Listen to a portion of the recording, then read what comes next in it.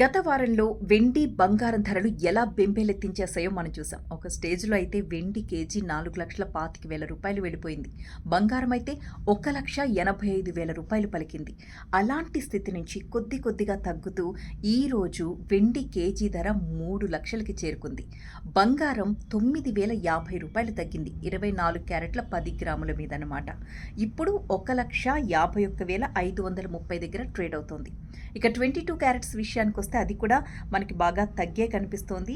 1,38,900 ఉంది. ఈరోజు 22 carrots 10 grams gold ఎంత తగ్గింది అంటే నిన్నటితో పోల్చి చూస్తే రూ. 8,300 తగ్గిందన్నమాట. మరి ఈ స్టేజ్లో కొనడం మంచిదేనా అని చాలామందికి సందేహం వస్తుంది. అయితే ట్రేడ్ పండిట్స్ ఏమంటున్నారు అంటే ఇంకా తగ్గుముఖం పట్టే అవకాశాలున్నాయి.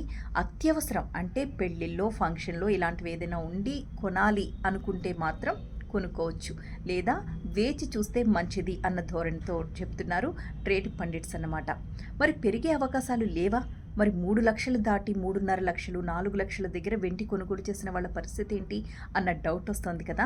దీనికి కూడా ట్రేడ్ పండిట్స్ ఏం చెప్తున్నారు అంటే అంతర్జాతీయ సమాజంలో అనూహ్యమైన పరిస్థితులు వస్తే తప్ప మళ్ళీ వెండి ధర పైకి వెళ్ళేది లేదు అంటున్నారు. అసలు ఇంత డౌన్ఫాల్కి కారణం ఏమిటి అంటే జనవరి 29వ తారీఖు మీకు గుర్తుందా, 4,25,000 దగ్గరికి వెళ్ళిపోయింది కేజీ వెండి. జనవరి 27, 28, 29 4 లక్షలు, 4,05,000 ఒక్కసారిగా 20,000 పెరిగి 4,25,000 దగ్గర ట్రేడ్ అయింది.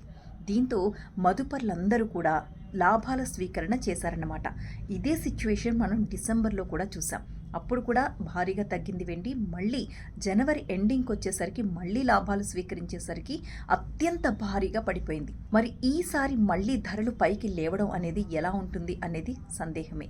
ఇప్పుడు మనం చెప్పుకున్నట్లుగా అంతర్జాతీయ పరిణామాలు తీవ్రంగా మారితే, యుద్ధ వాతావరణం నెలకొంటే, లేదా డాలర్ బలహీనపడితే ఇలాంటి సిచ్యువేషన్స్లో మాత్రమే మళ్ళీ బంగారం, వెండి ధరలు పైకి లేచే పరిస్థితి ఉంటుంది అంటున్నారు ట్రేడ్ పండిట్స్.